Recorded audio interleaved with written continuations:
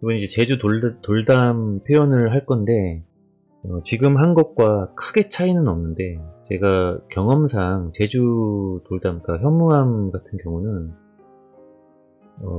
움푹움푹 패여져 있는 것 때문에 그걸 표현하느라고, 이제 그 표현이 되면 참 좋죠. 좋은데 자칫 잘못하면 그 표현을 한다고 했다가 이제 밝고 중간 어두운 그런 큰 덩어리의 표현들이 조금 약하게 되는 바람에 정신이 없는, 그러니까 패여 있다는 거는 결과적으로 빛이 들어간 부분도 있고 좀 더 검은 부분도 있다라는 소리인데, 그걸 너무 그렇게 다 표현을 한다기보다는 베이스색에서 약간 더 진한 색을 표현하고, 나중에 붓으로 좀 평평한 부분 중에 진한색 밑에 부분이라든지 빛이 닿을 만한 부분을 살짝 닦아내주는 형식을, 좀 도드라지게 보이는 곳은 그렇게 해주시는 정도만 하시는 게 좋습니다.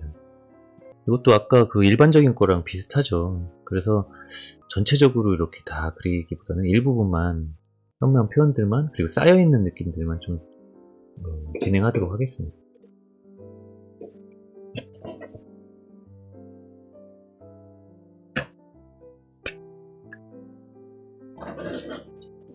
자, 이제 드로잉 시작을 해보겠습니다.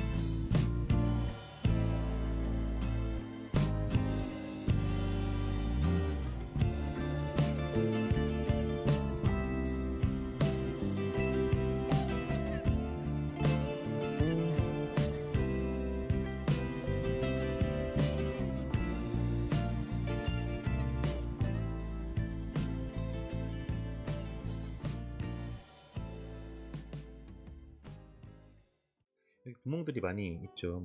아주 큰 구멍을 이렇게 표현을 하고 싶으시면 표현을 하셔도 좋은데, 제가 아까 이제 요 전 단계의 표현을 좀 보여드리면서 그림자에 대한 얘기를 좀 했잖아요. 그러니까 위에서 빛이 내려오고 있는 상황이고, 위에서 꺾여 있는 상태에서는 어둠이 시작될 때 중간색, 그러니까 중간 면이 있기 때문에 아주 심하게 뚝 꺾여가지고 오지는 않아요. 그런 느낌이 있는 경우도 있지만, 근데 그림자는 지나갈 때 정확하게 딱 라인을 그으면서 지나가거든요.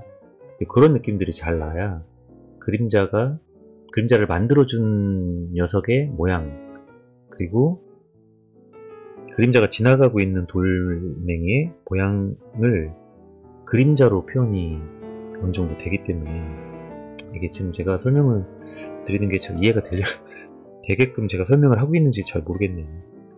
아무튼 그만큼 중요합니다. 그래서 위쪽에서는 중간면이 있어서 부드럽게 처리를 하는 곳이 있고, 밑에 덩어리에 생기는 그림자는 정확하게 뚝 떨어진다라고 말씀을 드렸는데, 홈 구멍이 뚫린 부분도 마찬가지예요.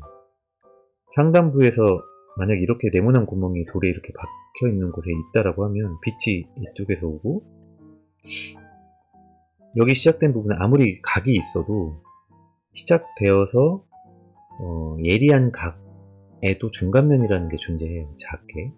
중간면이 있기 때문에 그래도 부드럽게 지나간다고 봐야 되고, 대신 요 밑에는 아주 정확하게 끊어서 위로 올라가셔야 돼요. 그래서 여기는 밝은 면이 존재하고 다시 중간면이 이렇게, 이해가 좀 되실 거예요 아마. 그림자가 끝나는 부분에서 바로 그 다음에는 밝은, 그러니까 하이라이트라고 하는데, 그런 하이라이트 부분이 생김으로써 이게 안으로 들어갔다가 다시 나오고 있고, 위에서 대각선으로 내려오는 그림자 때문에 일정 부분에, 그림자가 끝나는 부분에 이제 하이라이트가 생긴다 라고 이해가 되셨으면 좋겠네요. 아무튼 그렇습니다. 이제 채색을 좀 진행하도록 하겠습니다. 마지막으로 30분 정도, 25분 정도만 더 채색을 하고 마무리하도록 하겠습니다. 자, 이것도 기본적으로 베이스가 약간 무채색이죠. 아까 이제 돌 했던 그런 색을 그대로 쓰시면 되고, 브라운 톤도 있어요. 브라운 레드 계열의 느낌들을 조금 가미를 해주시거나, 그리고 아무래도 푸른색, 이걸 어떻게 해서 주변색이라고 할 수도 있는데, 제가 지금 하늘을 먼저 좀 칠하도록 할게요. 분리를 하기 위해서라기보단 요건 약간 팁으로, 채색할 때 팁으로 좀 말씀을 드리고자 상단부 채색을 좀 해볼게요.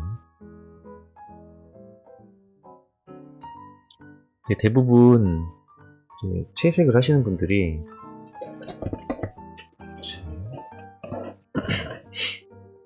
나누어서 채색을 하는 경우가 많아요.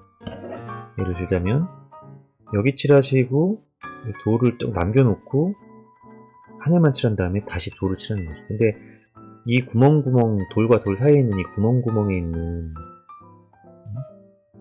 그런 부분의 채색을 따면서 그리는 게 좀 번거롭잖아요.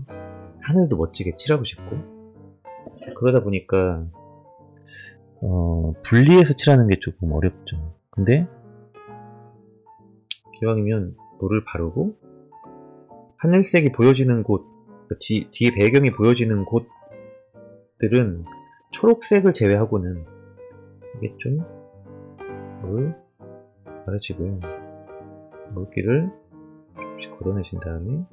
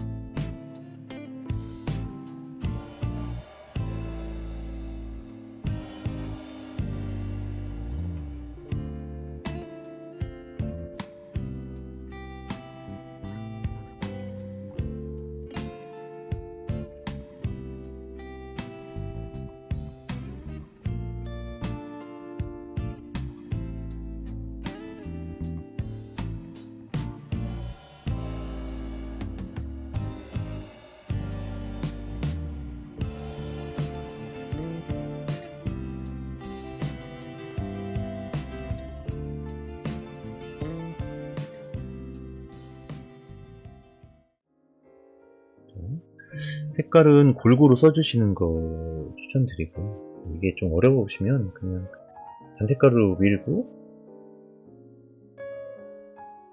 다른 색깔을 얹어주셔도 상관없어요. 지금 저희는 중간색을 만들어주는 게 아닙니다. 어둠만 만드는 거예요.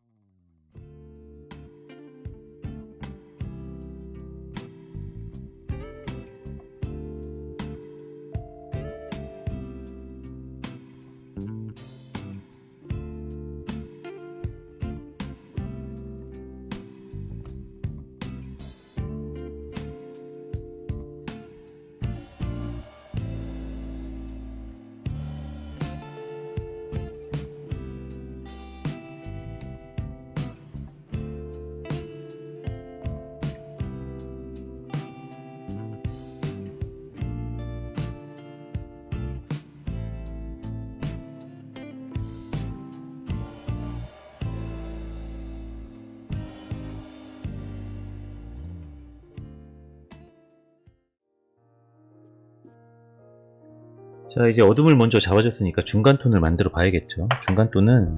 중간톤하고 뭐 또 중간톤도 있고 뭐 사실 그렇지만 이렇게 심오하게 막 이렇게 할 건 아니고 이제 적당선에서 이제 해야 되다 보니까 요 선에서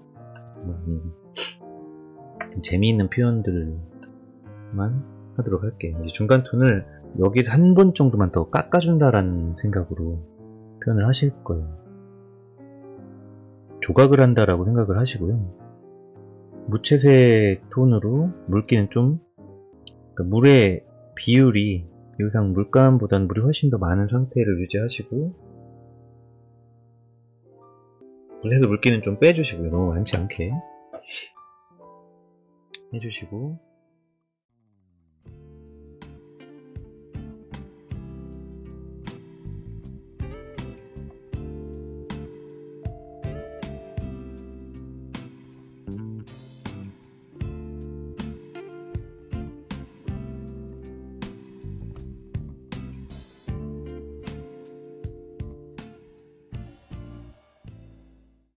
이렇게 특징적인 표현들만 좀 해주시는 거예요.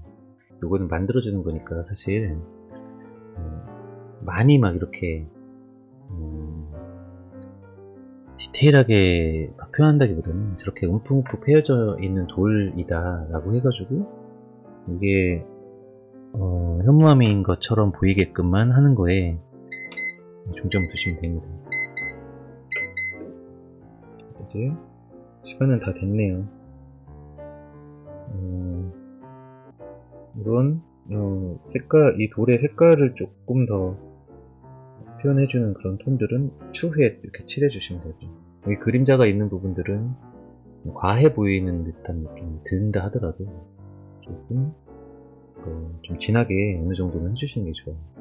이 그림이라는 게 상대적인 거라서 이 표현들이 더 진한 색이 있으면 그 색은 또 어느새 그렇게 진해 보이지가 않는 경향이 많거든요. 더 진한 색을 넣어주느냐 아니면 뭐 이 상황에서 그냥 멈추느냐, 이거는 내가 그림을 그리면서 이 정도면 괜찮겠다라고 하는 선에서 멈춰 주시면 됩니다.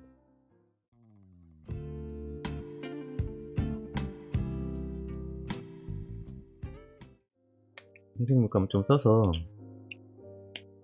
돌들의 이제 포인트가 되는 부분들을 좀 건드려 볼게요. 경우에 따라서 이렇게 흰색 물감을 쓰기도 하는데, 사실 흰색 물감을 쓰실 때는 좀 조심하셔야 될 게, 흰색 원색을 쓰시게 되면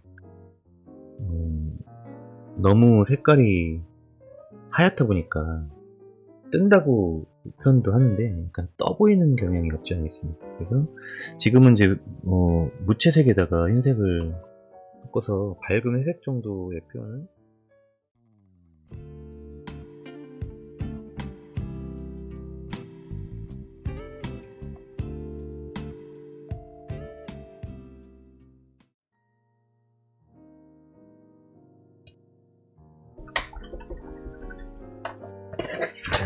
이렇게 여기까지 채색까지 마무리했습니다. 하늘색까지 이렇게 하늘의 색깔을 먼저 칠해주시고 하는 거 한번 해보시고요. 앞에 있는 물체들이 이제 좀 더 하늘색보다 채도가 좀 어둡고 뭐 좀 색깔 자체가 좀 진한 색이고 그러면 그 위에 얹어질 수 있으니까. 다만 이제 노란색이나 초록색은 섞이면 채도가 더 높은 색깔이기 때문에 좀 하늘색과 섞여서 다른 중간색, 하늘색이랑 섞인 중간색이 표현이 될 수도 있으니까 그거만 좀 조심하시고. 뒤쪽에 유채 같이 이렇게 있을 수 있는 곳이니까. 자, 여기까지 하도록 할게요. 오랜 시간 시청해 주시느라고 고생 많으셨고요. 다음 시간에 항아리만 몇 개 그냥 그려보는 걸로 하고, 항아리 표현들이 좀 많이 해보고 싶으셨다라는 분들이 있고, 뭐 DM 주신 분들도 계셔서 표현 좀 간단하게 항아리 표현 하는 거로 다음 시간에 하도록 하겠습니다. 다음 주 목요일날 8시에 3강 진행하도록 하겠습니다. 오늘 고생 많으셨고요. 다음 시간에 뵙도록 하겠습니다.